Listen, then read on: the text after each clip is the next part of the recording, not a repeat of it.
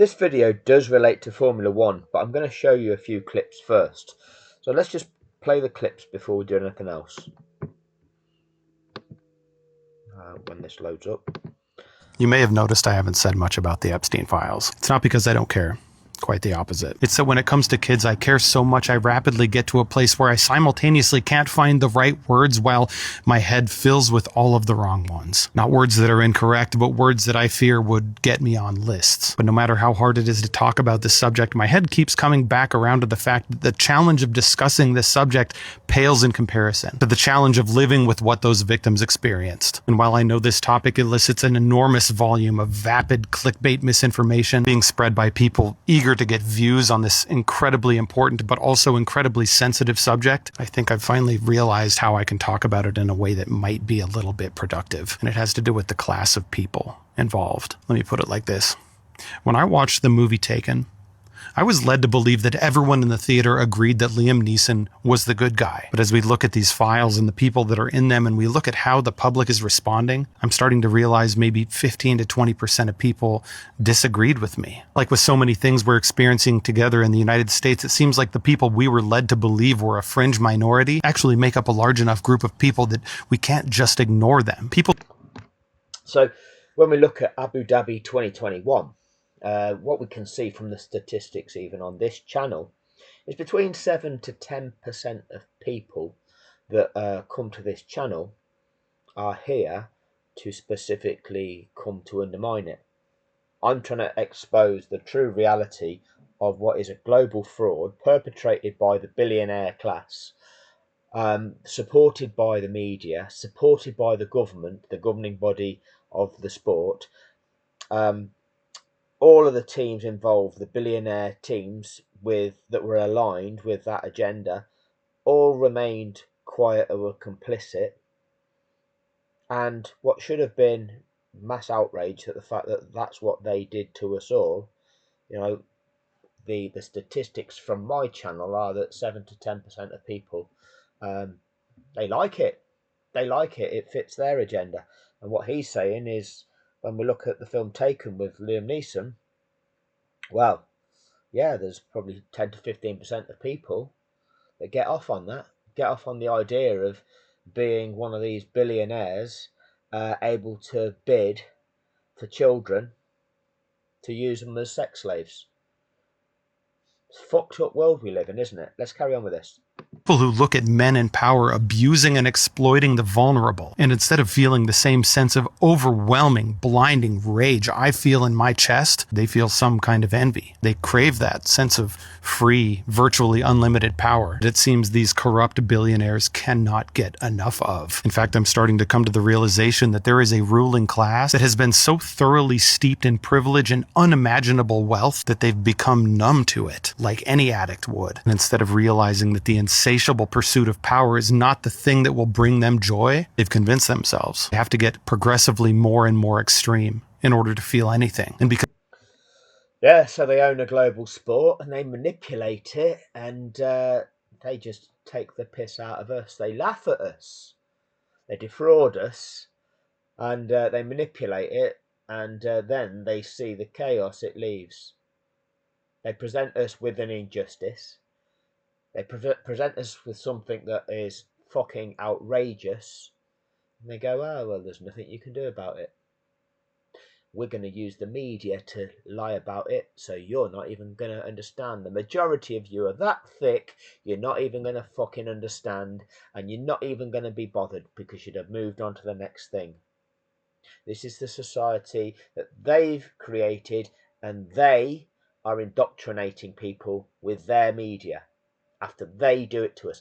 And then they're in control of, and there's nothing you can do to us because we own the governments, and the governments will not task their agencies to investigate this because they own it. That is the level of control of this billionaire class, the Epstein style class. Yeah, them. It's the likes of them that are the ones that are actually pulling the strings in Formula One. Eccleston, Briatore, both are named in these files. Both are listed as supposedly visiting his island. Now, it doesn't go as far to say that there's any evidence that's been released of their criminality and involvement in the crimes that we're hearing about, but they are associates of Jeffrey Epstein. So is Lawrence Stroll's name mentioned. So is Jack Villeneuve and Eddie Irvine's names mentioned. Formula One. This is the level of corruption that actually set up Abu Dhabi 2021. It is that mentality of person that actually is behind this sort of thing. They feel they've got that much unbridled power. They can do what they want, knowing that they can evade any consequence for that. And look at it. Who is arresting the people that have been exposed in these files? Which crime agencies have smashed down the doors of these people that are named in these files? Imprison them for 18 months without trial. Like the people who, for the Palestine Action Group, had to take action to try to prevent the manufacturing and supply to Israel of weapon systems that were killing people, which our government was illegally enabling to be manufactured in the UK and then supplied to a country perpetrating a genocide, manufacturing arms in our country to enable another country to perpetrate a genocide. That is a breach of international law. Our government enabled that, allowed that, and then changed policy to label the people that stood in the way of that and tried to stop it. They got labelled as terrorists, trying to serve and save and protect human lives. They are the ones that our corrupt government branded as terrorists and imprisoned them for 18 months without trial. And good people, the jury, have acquitted them of most of them charges and found no finding on other charges. And what has our government now done? Influence our Crown Prosecution Service to retrial them on the crimes that have been alleged to have perpetrated, which they weren't, well, there was no verdict given on. But that's not in the public interest. That's in Israel's interest. Who's pulling the strings of our government? Who is funding members of our government? And then why is the government serving Israel's agenda, not the will and the needs of the people in this country? Who is behind government? Establishment. Who is the establishment? Oh, the billionaire class. What do the billionaire class do? Oh, they've got their secret club. Some of them like doing the sorts of things that Epstein was filming them do to get leverage, get control over these people. Get leverage so that Israel can control every country that it wants. This is the sort of dynamics that go on in Formula One because they are the billionaire class as well. Now, when it happened in Abu Dhabi 2021, I didn't know all this. And I still don't know all this now. But what I did know is what really struck me at the time, which is why I had to say something. I was not the sort of person to go onto social media and make posts about anything that was going on. You could check my social media history prior to Abu Dhabi 2021. It was my online footprint would have been tiny. All right, really, really small. I just really didn't want to engage with it. But I had to do something because I looked at the situation, saw that, and here's the thing. I when Lewis Hamilton emerged as a Formula One racing driver back in 2007, I was following the sport of Formula One at the time, I've been following it since about the mid '80s when I started watching it when Nigel Mansell was driving, and he was then my favourite driver. Followed his career when Damon Hill then kind of came into the sport, pretty much as the replacement for Mansell, effectively. I didn't warm to Damon Hill. Didn't like. I just saw him as not being the kind of the British Bulldog character that we saw in Nigel Mansell, and Damon Hill was always a bit lame as far as I was concerned. But then I watched Formula One through the years, and when Hamilton, um, I kind of wasn't into it so much going through uni and stuff, but then Hamilton came to the sport, and straight away I could see this guy's got something. He's a bit special. But then life takes over. I wasn't around every weekend, and therefore I didn't watch it all that frequently, and it kind of became a little bit shit. Um, and also, I was seeing things happening in races where I was like, no, I could make a better decision than that. Why are they doing that? This doesn't make sense. And so I kind of left it. But that's not to say that Hamilton, being a British driver, I wanted him to do well, but I wasn't a fanboy, never have been a fanboy of anybody. And then, followed his career, always have been pleased when he's been a world champion. But again, let them carry on with their sport. It's a sport that I'll watch now and again. I wasn't an avid follower, knew enough.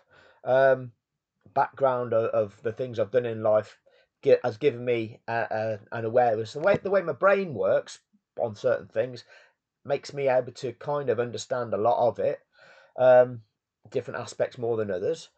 And so when we got to about 2020, in around pandemic kind of era, and Formula One's one of the first sports back, my situation at the time was the what was my family at the time, the relationship that I was in, and the children then that I'd taken on as my own effectively were into Formula One, and they were getting excited about it. So that then drew me back into watching Formula One. And again, I was watching it. I was watching it in 2021, and I was seeing the kind of moves that Max Verstappen was getting away with, and I was saying, well, that's not right. That driving's not allowed. He's just forced him off the track, and they've not penalised him. I was saying that at the Imola Grand Prix, at the Italian Grand Prix, and even at Silverstone, I said that's not Hamilton's fault. But I didn't make videos about it at the time. I didn't go onto social media to say about it. I just knew what I knew. I knew it wasn't right. And then as the season went on, um, and I didn't even hear about the start of the season about Bahrain, where there was all the incitement of the notion of track limits.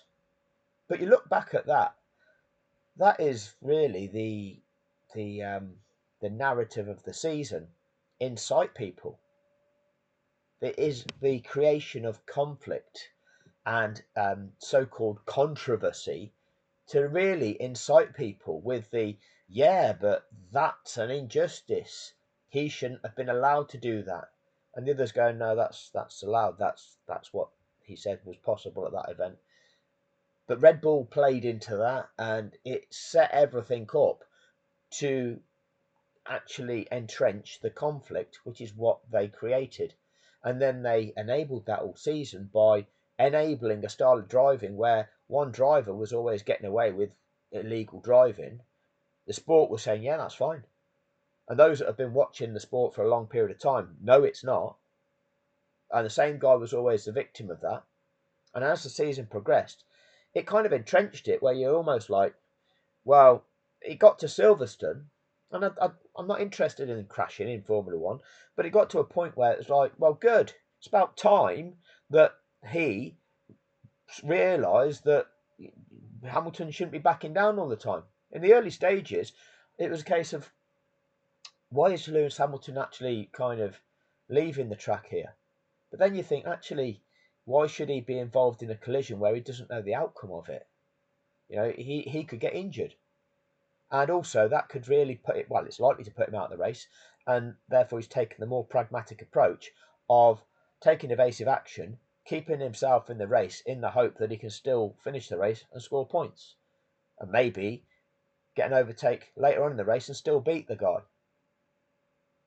And, over time, I grew to admire that approach as opposed to just being saying, no, if you come at me, we're going to have a crash and I'll put you out. Because I think that's how I would have felt about it in the first instance when somebody started driving like that. Teach them a lesson. So when Max did end up in the tyres at Silverstone, like under normal circumstances, I wouldn't be pleased about that. But it was almost like, and a lot of people would have felt this, it's about time that he got his comeuppance for being able to drive like that, being allowed and able to drive like that. And he's actually caused that himself as well. And like I say, going through that season, they actually built up that entire situation because we saw the last 4 races. We knew that we got to a stage of that season where with 4 races to go, Hamilton had to have the perfect ending of the season. Because you had to assume that Verstappen was going to finish those races and not suffer a retirement, right? So if that was the case, Hamilton had to have the perfect ending. He had to win the final 4 races. And then he had to deal with being run off the track in Brazil, which was one of the most disgusting things I've ever seen. If I remember correctly, Qatar wasn't, I don't remember that much drama there. I could be wrong. But then Saudi was absolutely atrocious. And so by the time it got to Abu Dhabi, it was a case of, he's got to do it. He's got to do it. He can't let somebody like that, it'd be an absolute atrocity if somebody like Verstappen won. And then they fixed it for him to win. We saw play out a sporting injustice that they manufactured it.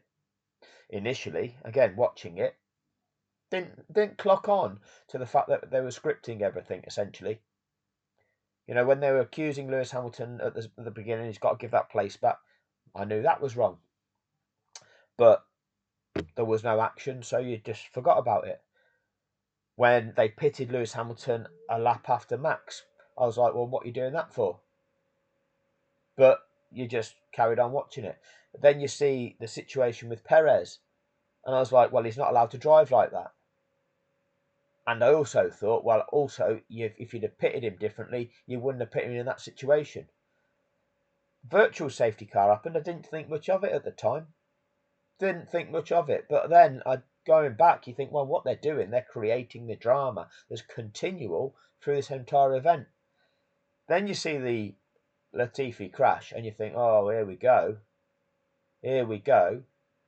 But then I'm counting down the laps and I'm trying to keep track of the laps that are unfolding, which is not easy to do because they weren't giving us a clear picture of that in what they were showing us on the global feed. But I was trying to just focus on, I was trying to ignore what Brundle and Crofty were saying because I know they talk shit and have been talking shit for years. Okay, so I was ignoring that, and all I was saying while I was watching it with the kids, who were teenage kids, was saying, look, ignore what they're saying. What we need to see is how that clear up operation is unfolding and how many laps are to go. Because if they can't do this in lapping procedure, if they can't release them in time, this is going to be a safety car finish and Hamilton will win. Right? And it got to lap 57 and I realised and I said, Hamilton's the champion now. Hamilton is the champion now. So they're all, whatever they say, it's all a load of bullshit, okay? Trust me, Hamilton's the champion now. They're all chatting shit now, hyping up as if the race is going to restart. It isn't going to restart. Hamilton's the champion. And then they pulled that. Totally illegitimate. And yet none of them could tell the truth about it.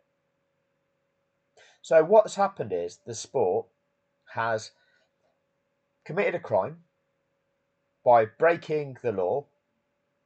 It has defrauded everybody by mind conditioning everybody with its media in the presentation of it. And then that's caused an injustice. They have refused to correct the injustice. They've presented that, oh, there's nothing we can do here. There's no consequence for the perpetrator. Move on. We've all made billions. nothing you can do. We're above consequence. And I knew that straight away the damaging impact of that dynamic was disgusting. I was trying to nurture some kids that had had an extremely challenging start in life, and I was trying to be the sort of person in their life to set the example of this is how you conduct yourself, and this is the integrity that you've got to hold yourself to, and that is not right. That's an injustice. Nobody's going to suffer from that, and they're going to change that because that's the right thing to do, and they didn't. I'm not having it. But that's what they wanted to condition the kids' minds with. They wanted to perform an injustice in front of the viewing audience. They wanted to mind condition the viewing audience to accept it. Oh, yeah, we don't know. We don't really know. They've said it's okay, so it must be okay. And now, oh, there's a bit of a kerfuffle over it, but oh, yeah, don't worry about it. Move on. And that is the impact that they wanted to have on their audience, because they don't want to educate you. They don't want you to be informed. They just want to exploit you. And they want to pollute your values. They want you to accept them doing that because that normalizes it. Oh yeah, that's just normal. That's what they do.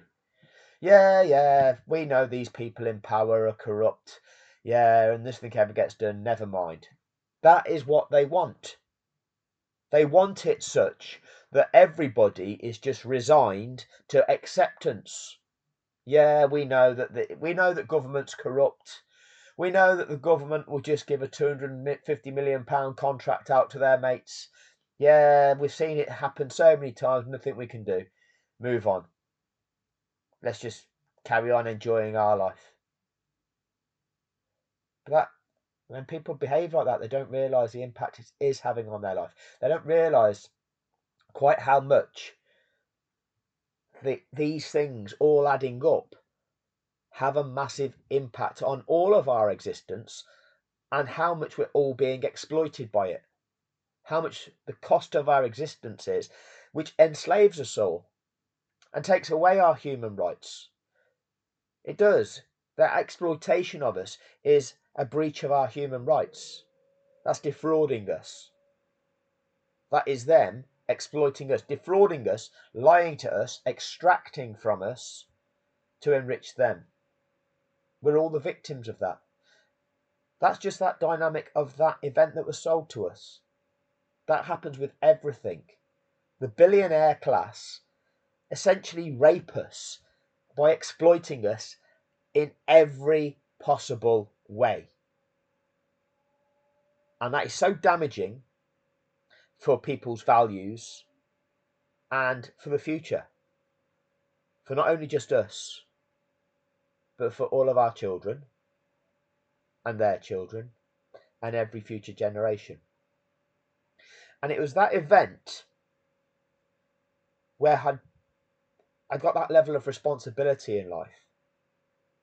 Because up until then, I'd have probably just, I don't know if it'd have hit me so much. I don't know if I'd have been quite as passionate. I'd have known it was wrong. I wouldn't have never accepted it as being a valid result. But would I have felt the urge to go onto social media to try and put it out there, because everything that was being put out there was wrong? So would I have just gone, oh, nobody knows what they're talking about, can't be bothered with this? Or would I have actually taken to social media to say, you're all getting it wrong here, this is the true nature of this? But I felt compelled to do that because I realised the impact of all this on what was then my family. Now, it hasn't worked out, and ultimately, I've suffered an injustice through the British justice system as a result. But that's not for now, all right? But ultimately, it was the impact that it was going to have on those people that I cared about. I wasn't going to allow that. The example it was setting into them, the values were completely opposed to what it was I was trying to instill in them as what was really important in life. The damage it does to society, where they condition everybody to be like that, where nobody gives a fuck, nobody cares about each other, nobody behaves with integrity. As long as you're winning, you can exploit everybody around you, you can cheat, you can exploit, but it's all about you coming out on top and nothing else matters. That's a shit world.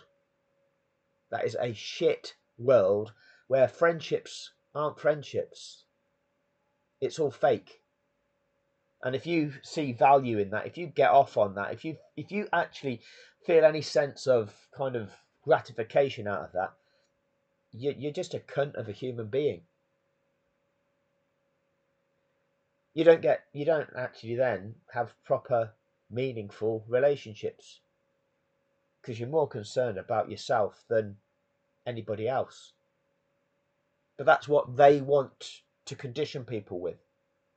That's their values. That's the ideology. That is the mindset of the billionaire, because they don't give a fuck about anyone.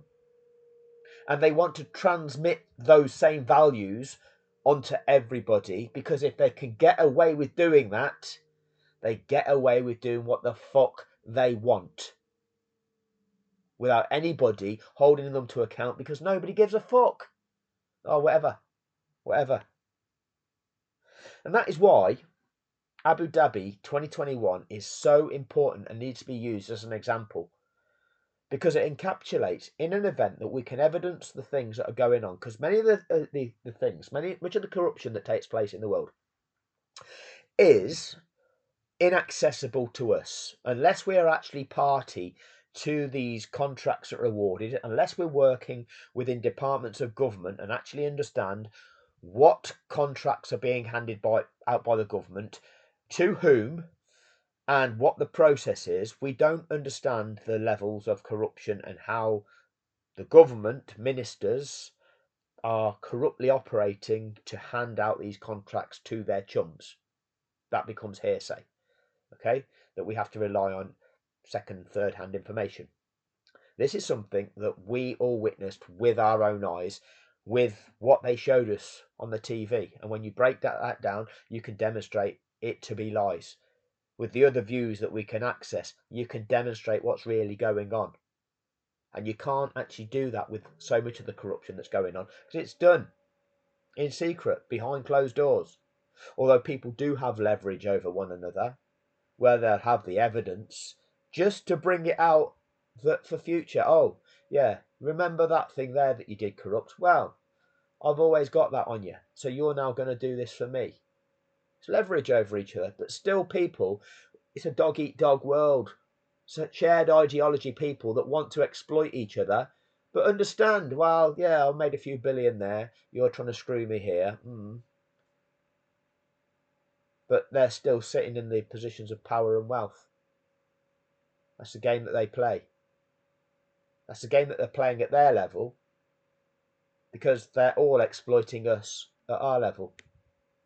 But what that dynamic does, that whole ideology does appeal to about 10% of us at our level, because they think that they've got a chance of getting to that level where they can be one of those that could just exploit everybody, get away with whatever they want to do. They've got that mindset where they don't give a fuck about anybody else, narcissistic, greedy, and just without any compassion and with actual contempt for other people.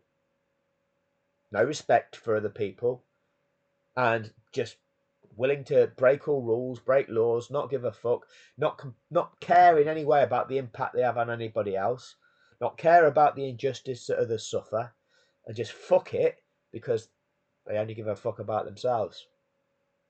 And who is the actual embodiment of that?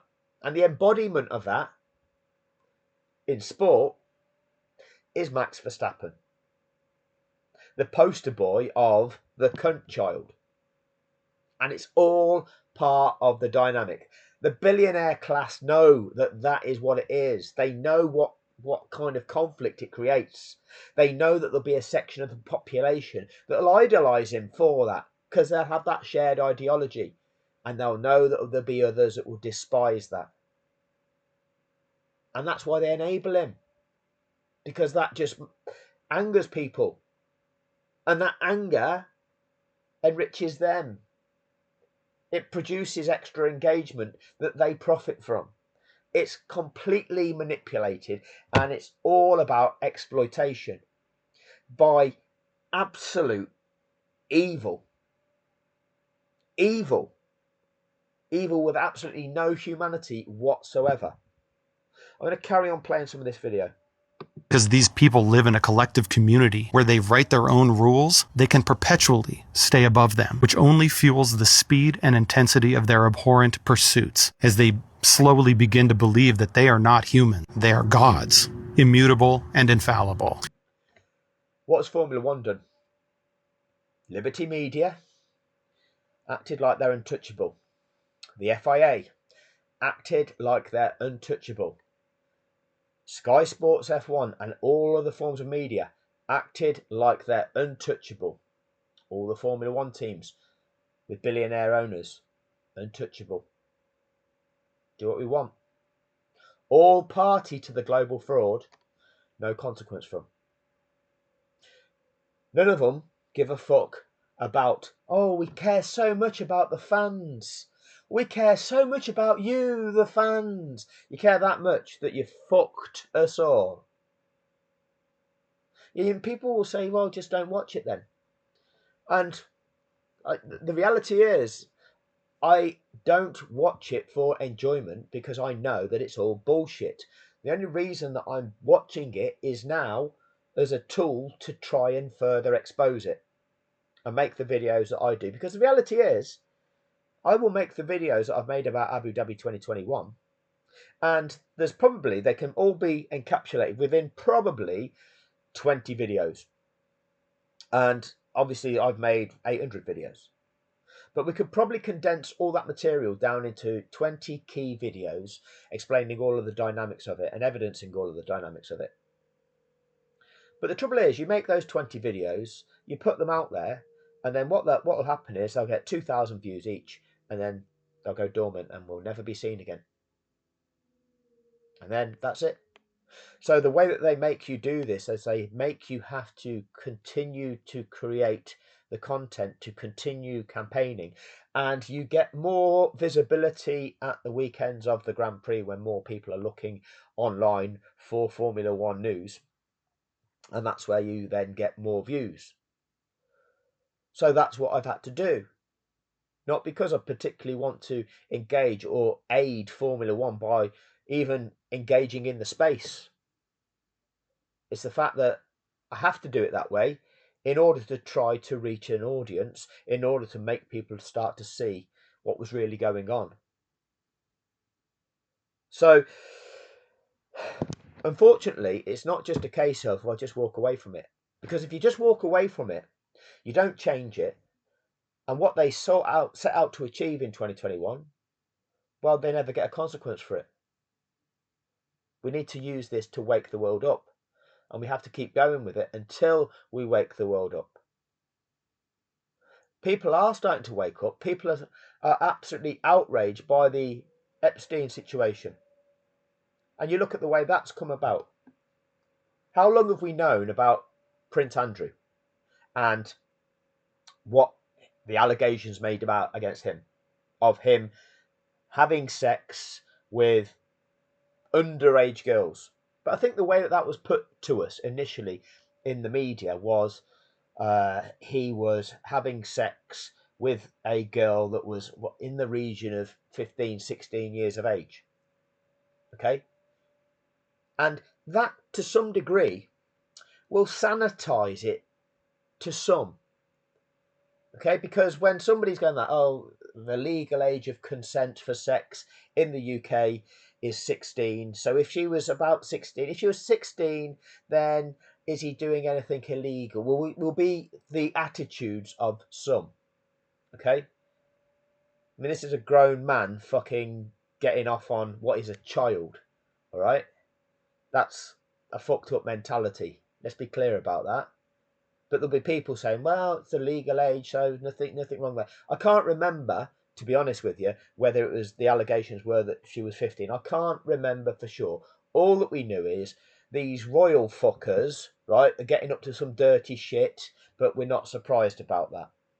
That was how it was kind of a the media reporting, the the kind of feeling I had of the attitudes of people towards it was something like that.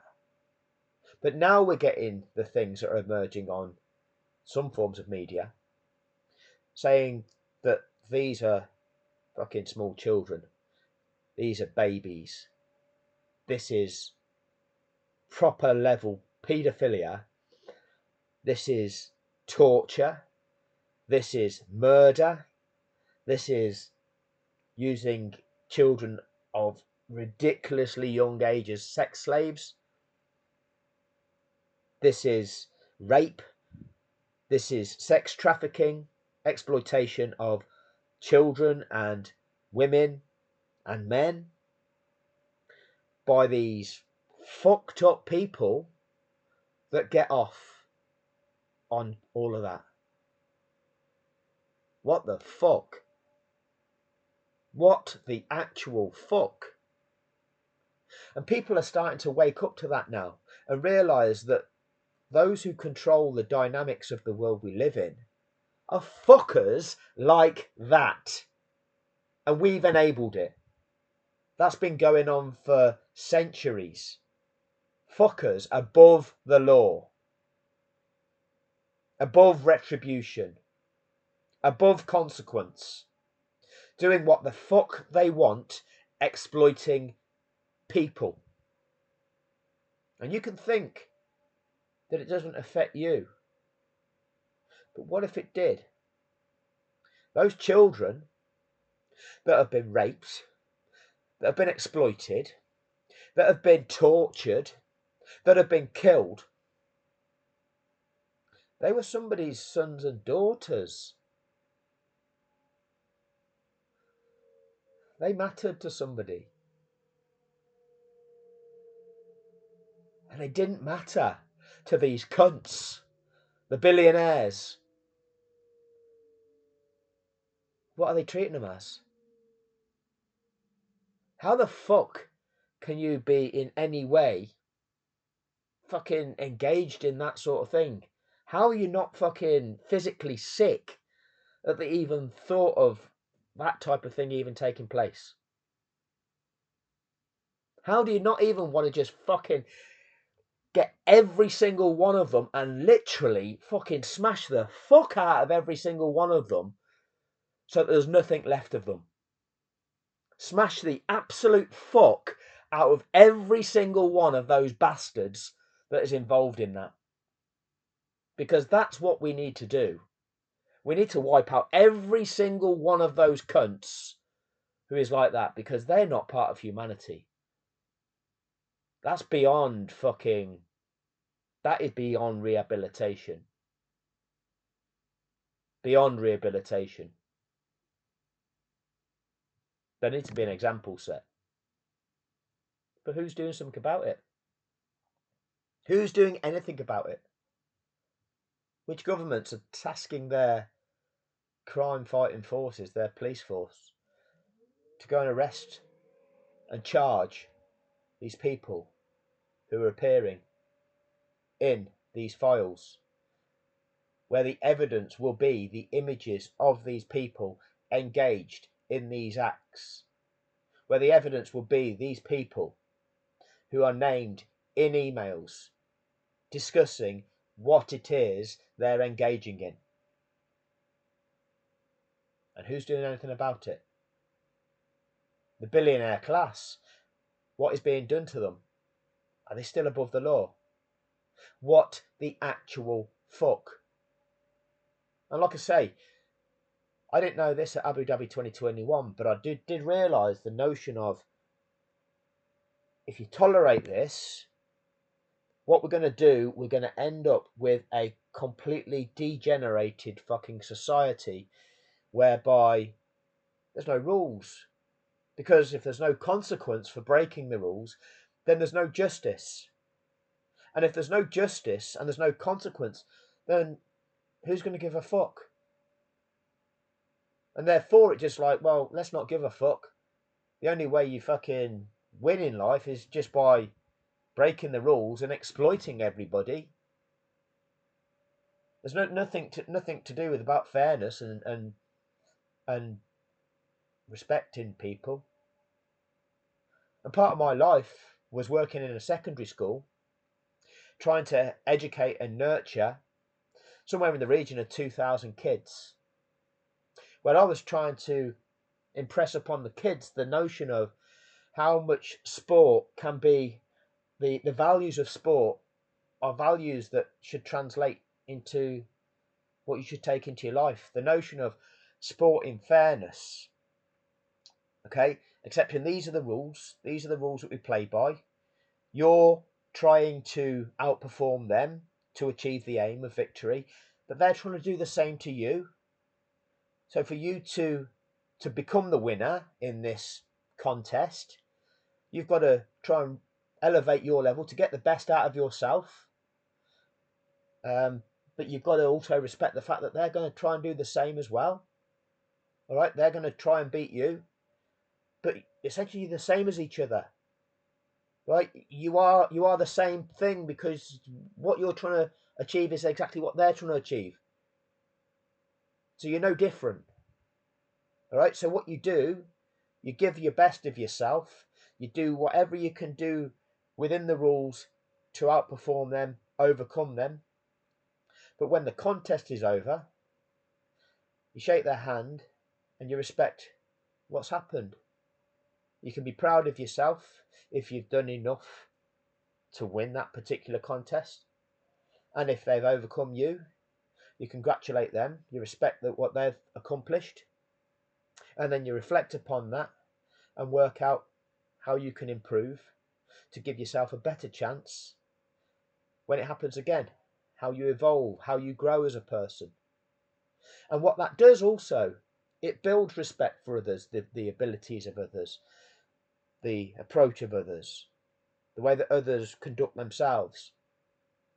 It gives you respect for yourself, teaches you what you need to do to grow. And that also develops friendships. You can develop lifelong friendships through being rivals through sport that you grow to respect and grow to become friends with. And that's happened in my life. I've played sport against people for over 30 years, and they're some of my good friends now. And they're from opposition teams.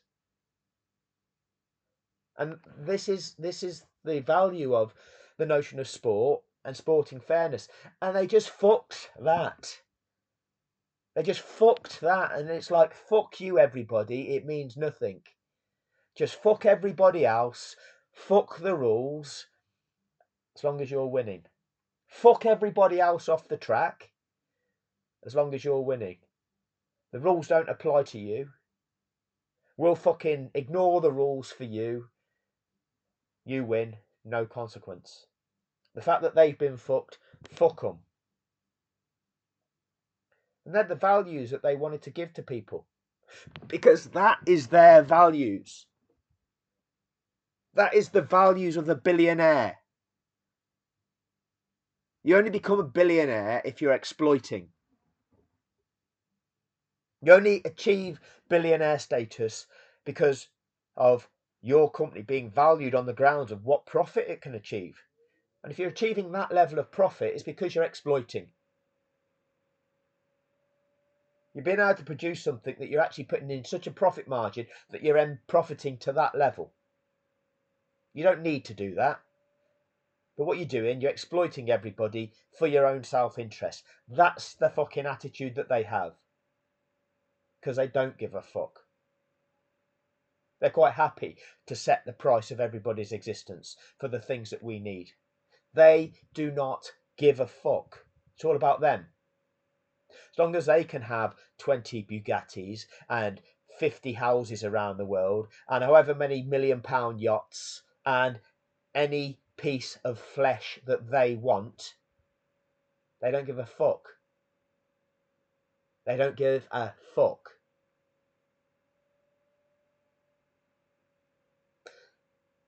That ain't the world that you should want for your kids.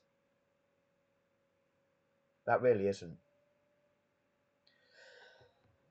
You know, my daughter asked me yesterday what cancer was. I told her cancer is what happens when a cell in your body is damaged, often by overexposure to something destructive, like the sun, radiation, or toxic chemicals. And instead of dying, that cell just keeps reproducing anyway, blind and ever-consuming, destroying all of the cells around it until it kills its host. And over the past 24 hours, I've realized the people in these files are those cells in the body of humanity. People who have become broken, visibly, biologically, and ethically, mutated by wealth and power, and they have now lost their way. Now, some Ethically, absolutely zero ethics.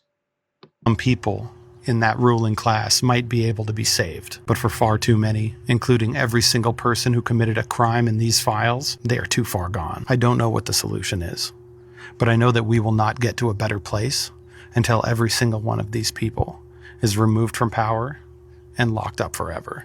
You may have noticed I haven't said much. Locking up forever is too good for them. It really is. They're going to tell us. I just want you to watch this one as well, because this is a lady that's been campaigning about corruption within the NHS for I think about 10 years. And I think it's really interesting what she's saying, because it's, again, similar dynamics. She has identified corruption taking place within how the National Health Service is being run. She's trying to expose that, and the fact that the government is handing out money to pharmaceutical companies and other contracts, and it's actually it's profiteering by billionaires at the expense of people's healthcare that is funded by our tax money, and that tax money is then being exploited by billionaire companies, and she's exposing this. But so let's have a listen to what she's saying. This is just a few bad apples, right? In politics, powerful people, there's a few bad ones, and that if they get fined or they go to prison, then the world will go back to normal, right? But I've been a campaigner for 10 years and I don't see the world like that anymore. I used to work as a doctor. I worked as a doctor for 10 years. And when I started campaigning, I was still working as a doctor. And I was really shocked at what happened because I'd never encountered anything like this before. But basically, as I started to get followers and people, I still don't know why they did this, but you know, when people started paying attention to what I was saying, I started getting threats. I started getting text messages to my personal phone number. I started getting high profile people kind of identifying me and spreading a load of crap about me on the internet. Things got so bad during the pandemic, in fact, when I've been campaigning for a few years, that the trolling of me became a trending topic. It was unbelievable. I can't tell you how stressful it all was. But if you've been through something like that and you recognise that and this is what I say about trolls. You see, the impact they have on me, it is what it is. I will fucking take some of these cunts out myself. These people are fucking vermin, right? They are the kind of people that would bully your children at school. Okay? Cunts of human beings that would bully your children at school. And what they do, they go online and think they're the big man by trying to troll and trying to bully. So come at me. Come at me. Because once this is fucking done, right, let's fucking find each other. And we'll see how fucking big you are then, troll boys. We'll fucking see how big you are. It's fucking disgusting the way that this notion of trolling exists. Absolute cunts who get off on trying to get at people, bully people, abuse people.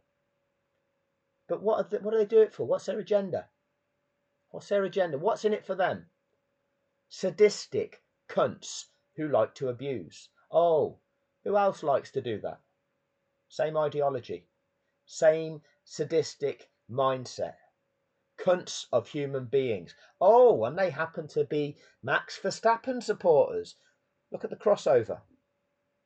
And these are the people that then are trying to do something decent in this world and are the victims of abuse for doing so. The good that they're trying to do is of benefit to everybody. If this lady can expose the corruption that's taking place in the health service, that's impacting the level of care that the health service can provide to all of us in this country, and make the changes that are going to lead to improvements in the National Health Service, how it is ran, how the money is used to improve the entire service for everybody, what she's doing is of benefit to every single one of us. And yet you get the cunts that attack her. You get the cunts who abuse her. They're the cunts that need fucking up. Absolute cunts of human beings. So, that's why I'll quite happily keep the fucking trolls here. Keep trolling away, you cunts. Because there's going to be a consequence for cunts like you. Because you cunts, let's see if what's really behind the fucking keyboards. Fucking cunts of human beings. How fucking dare you? But this is it. This is the mentality. This is probably the 10%. The only reason any of that attention was coming my way was because I was challenging power. You start thinking very differently about power and politics and how people with status and money and power behave. I'm not alone in experiencing this behaviour. A lot of campaigners or authors or journalists who speak truth to power experience something similar. And I think there's a potential for this situation, all this stuff erupting in the...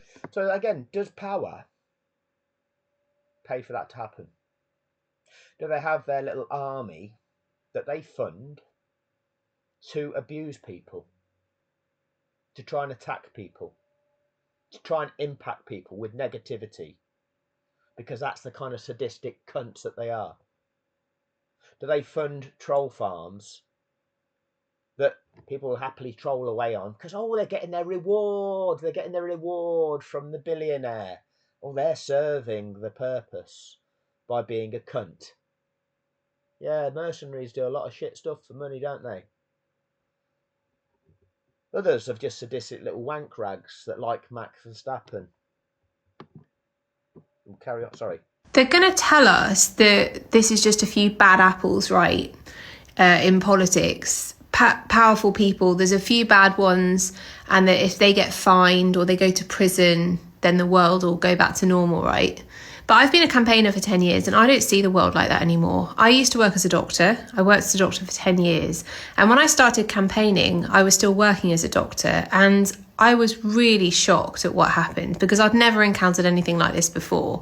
But basically, as I started to get followers and people, I still don't know why they did this, but you know, when people started paying attention to what I was saying, I started getting threats. I started getting text messages to my personal phone number. I started getting high profile people kind of identifying me and spreading a load of crap about me on the internet. Things got so bad during the pandemic, in fact, when I've been campaigning for a few years, that the trolling of me became a trending topic. It was unbelievable. I can't tell you how stressful it all was. But if you've been through something like that and you recognise that the only reason any of that attention was coming my way was because I was challenging power, you start thinking very differently about power and politics and how people with status and money and power behave. I'm not alone in experiencing this behaviour. A lot of campaigners or authors or journalists who speak truth to power experience something similar. And I think there's a potential for this situation, all this stuff erupting in the media, to result in so much anger that people finally start pushing back, which I'm very interested about. If it happens, I will be supporting whoever is leading that because I think it needs to happen. But I just wanted to talk about this today because I suspect there's a lot of people out there like me 10 years ago, who really do think that kind of the world makes sense and maybe there is just one or two bad people in power. But I don't think that's the way it is. I think there's a system out there of powerful people who are sitting too close to politics, who have money, who determine a lot of the stuff that goes on at the expense of the public. And we do have the potential to change this, but it would take a lot of people to kind of get angry about it, I guess. They're going to tell us that... Well, this is the thing. It is going to take, or probably the uprising of people to make governments have to do something. Now, just a small number of people we see with the Palestine Action protesting, if you just get a couple of thousand people protesting, then they put their stormtroopers out there, their police force, and then they make arrests. They'll label you the terrorist for being a challenge to the power, and they'll try and quash it, and they'll try and scare everybody from being a challenge to the power through fear that there's a consequence of being arrested, and the consequence could then lead up to you being in prison for 14 years for committing an act of terrorism, that they'll call it, by challenging corruption. By challenging tyranny, that makes you the terrorist. Okay, that's the way that they'll try and frame it. But this is supposed to be democracy. That we are supposed to have elected a government that is then in power to represent our interests, and they clearly aren't doing that. Keir Starmer isn't representing the interests of the British people. What he's doing is representing the interests of Israel, and he's representing the interests of the billionaire class. And these people that are in the billionaire class, that are going to be in the Epstein files, that are the ones that are perpetrating these fucking heinous acts, what's he doing to bring them to justice? He's the one that needs bringing to justice himself. He's the one that has overseen the imprisonment of people for 18 months without a trial. Now, that's not good enough. You can't just say, oh, yes, we're going to call you a terrorist. Into prison you go. No, our human rights are that every single one of us is entitled to a fair hearing in a timely manner. Oh, that's tyranny when you don't get that. And that's what our government, the British government, is guilty of. And the thing is, you won't hear it like that because the mind conditioning media, the tool of the establishment, the tool of this billionaire class, is to use the BBC to mind condition us to their narrative. And that's the reality of it. And let me just take you through. I'm mindful of how long this one's going on, but this one's an important one that I came across, and I think it's just worth watching the first few minutes of this. Um, so I'm just going to hit play. The BBC and MI5, what have they got in common? Both classic British institutions, check. Both run and controlled by the establishment, check. Both known for operating in the shadows while claiming to serve the public, also check. But there's one more connection, one that changes everything we know about how truth and power operate within one of the most influential institutions in the world. And it starts with a book you've probably heard of. In George Orwell's 1984, there's a massive government building called the Ministry of Truth. This is where they rewrite history, where facts get erased and replaced, where war is peace and truth doesn't exist anymore. Orwell based it on a real place, his workplace during World War II, where he spent years creating propaganda broadcasts. We made a video about how 1984 was a warning about the future. It's a cautionary tale about what totalitarianism could become. But recent events have shown me that Orwell might not have been warning us about the future at all. A man just stood before his staff to resign. His organization had been caught red-handed manipulating reality. It was the last incident in a conveyor belt of controversies that have been rolling off their production line for decades. And in his resignation speech, he said something that sounded like it came straight out of 1984. Quote, "This narrative will not just be given by our enemies, it's our narrative. Not the narrative, not the truth, their story. Stories designed to sway the public consciousness, your consciousness to meet their objectives." His name is Tim Davie, and that institution... The creation of stories to sway your consciousness, to suit their agenda, for their ideology. The mind conditioning machine. And what this goes on to say is that MI5, a government agency, had agents in the BBC vetting employees of the BBC so that they would be the type of person compliant and complicit with that way of operating. And I've demonstrated to you Andrew Benson from the BBC, Ros Atkins from the BBC, lying to us, mind conditioning us, defrauding us by lying to us about what was really going on. The BBC lied about how Trump actually said something. Now we know that Trump is an absolute psychopath, but this organisation still committed an act of fraud by misrepresenting what he actually spoke, even though it is a fair reflection of what he actually did. They still committed a fraud by trying to present something in a false manner that they didn't need to do. Is the BBC, and the building Orwell based the Ministry of Truth on is the Broadcasting House, their HQ. So what exactly did Orwell witness there that gave him his ideas? And why does it reveal so much about what's going on in the Ministry of Truth? I mean, the BBC. It's just those two words, our narrative, that revealed everything. But first, you need to see what forced Davey out. So I'll leave a link to that one.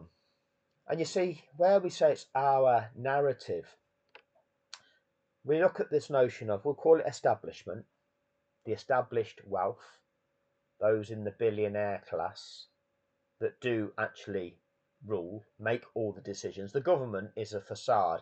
That is just a show to give the impression that these people who we are allowed to vote for are actually controlling what's going on in this country. They're not. Okay? That's just a staged performance. That's just a sideshow to give us the impression that that's what they're doing. Because what's really happening is the key decisions of what's really happening and who it benefits is made by what we'll call the establishment.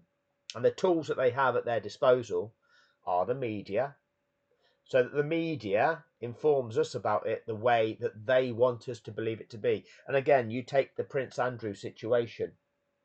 How much of the Epstein situation did media know? What part of it did they tell us?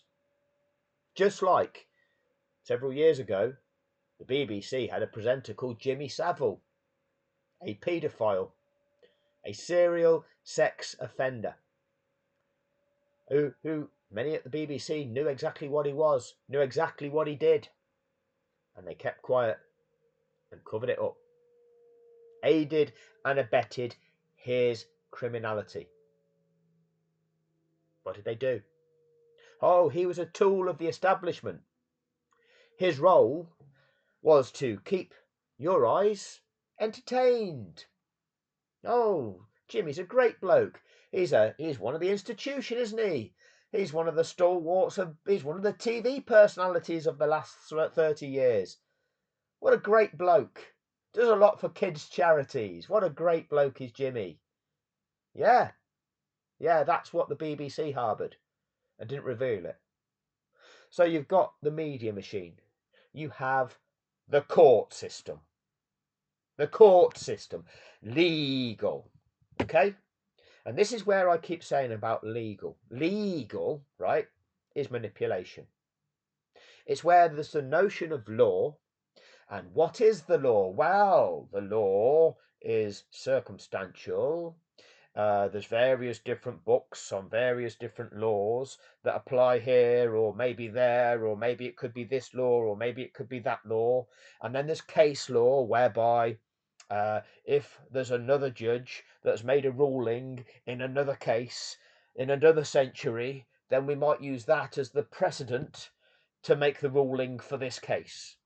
It's all bullshit, right? And what you have is these agents of the system, right, which play out the facade, wear the costumes, become accredited performers in the facade.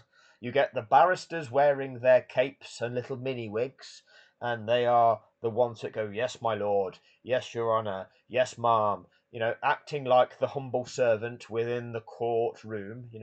Can't we have to look down and address the judge as though we're begging them for permission to even speak. How dare we even speak? I'm sorry to even be even allowed to speak in this room, ma'am, Your Honour. But I must ask you, and I must with respect, please ask your permission for myself to be able to even ask you to speak and ask you a question, Your Honour. That's the bullshit of it. Oh, the all-powerful judge who sits there wearing clothes that are 400 years old in design. It's part of the show, right? And then you've got this notion of, well, there's a problem here, and the justice system needs to resolve a problem. Okay, this company here has fixed a sporting event. That's called fraud. Okay, that's a criminal act. That's called fraud. What have they done? Well, this is what they've done. They've lied about the rules of the sport. They were lying about the rules of the sport before this error happened. It looks like this crash has been done on purpose. Looks like the whole thing has been staged on purpose. These things don't happen organically like this. Oh, look at the way they've even dealt with this. Look at every single step, everything that could have been done to actually rectify it, because that's within their process. Oh, they've failed to do that and operated each one of those corruptly.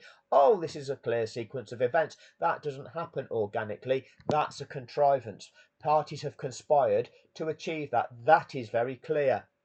Oh, how do we resolve this in law? Oh, legally, that's going to take us 4 years of a back and forth of presenting different arguments and different precedents and discussing whether or not we're able to hold them accountable for this, and how we must go about that kind of argument, and how we must go about that, and under which part of the law we must seek to try and find a ruling on that, and what the judge can rule, and if he's able to rule on that, what potential sanctions he can impose on that basis, and at what level. It's all bullshit. It's a tool of manipulation to protect power, to protect the established wealth, the establishment.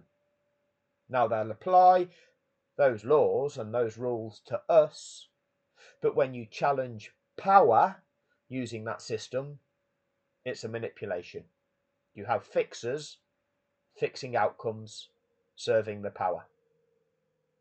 So you've got as this establishment tools, the tools of an empire to enable them to rule and control, include how you mind condition the masses to manufacture their consent and keep them compliant.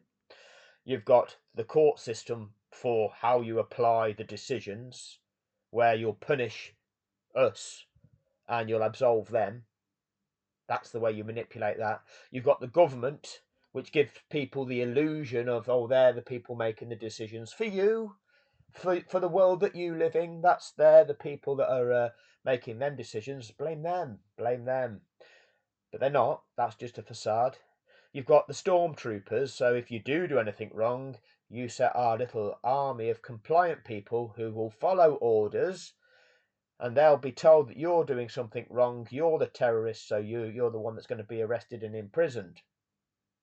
Okay, so these are the kind of things that they have at their disposal that enables them to dominate with their power. You've also got banking, which is going to economically harm people and economically coerce people. So that will essentially be around the notion of bribing people with the level of lifestyle it affords them. If we pay you, if you're existing at this level within our structure, you'll serve us because this structure works for you. If you do anything wrong, the sanction will be you'll lose that financial benefit. That will then drop you down in this hierarchical structure. That will then put you down at a level which is very uncomfortable, put you back into poverty, put you into financial struggle, make your life more difficult. We've got the financial structure that puts that level of control over people, over us all. These are all the tools that they manipulate, that they're in control of. They exploit each and every one of us. They abuse every one of us. They're in control of it. And they treat us like shit.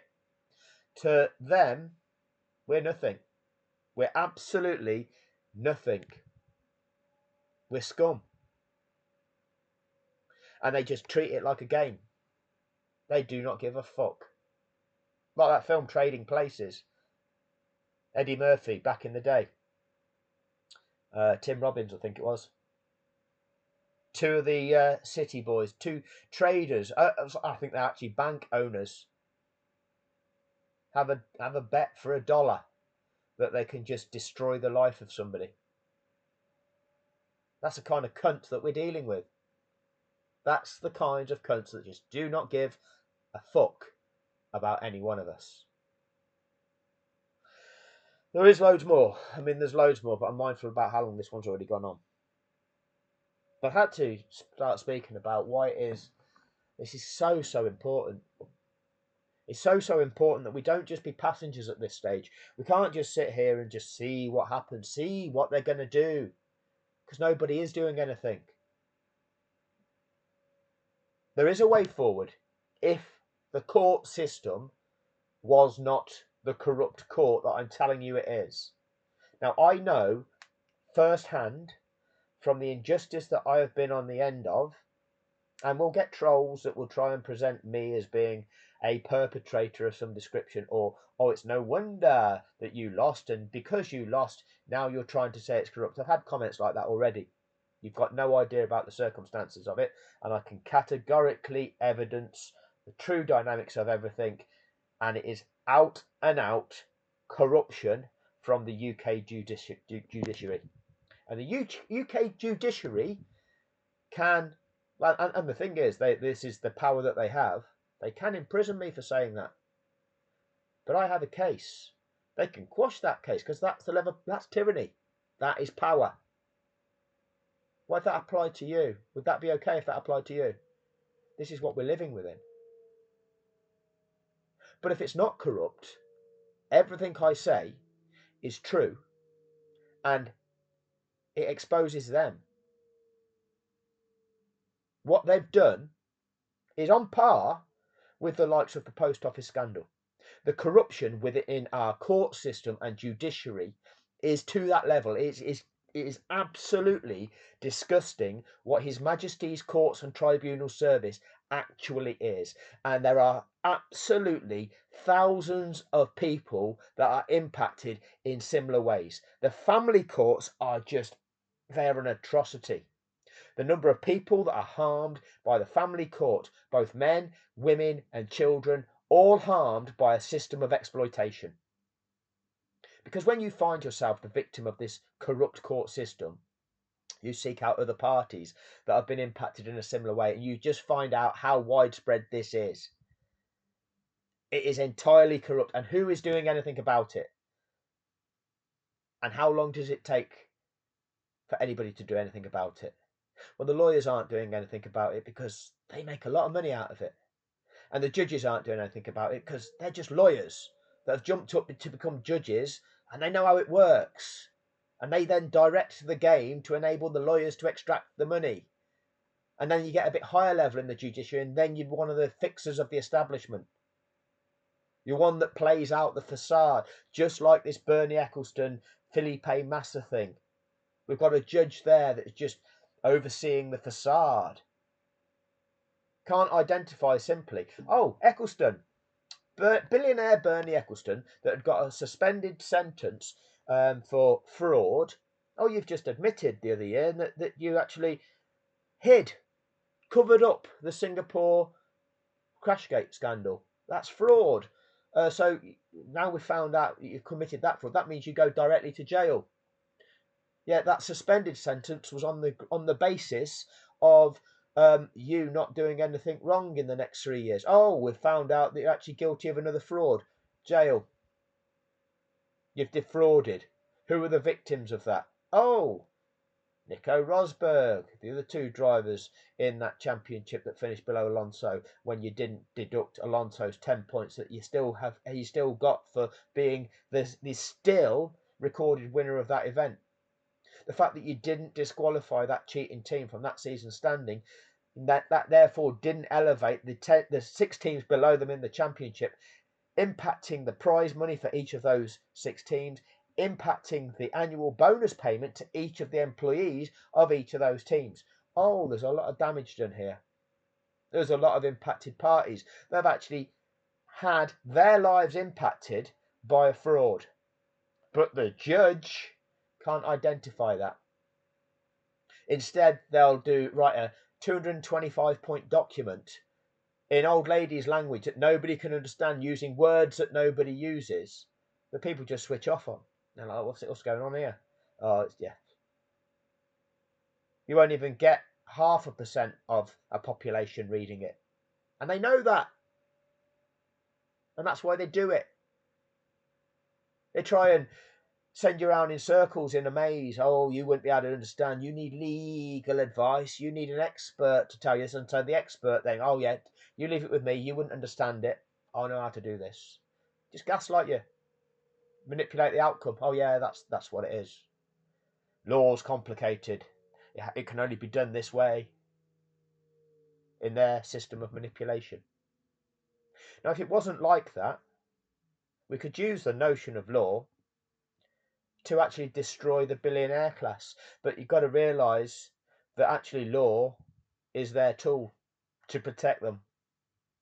And until we wake the country up to that, until we wake the people up to that, we can't hold law to account. We can't hold the court to account.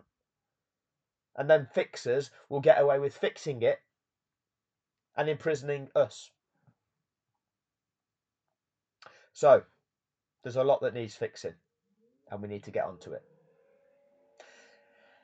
Thank you for your time.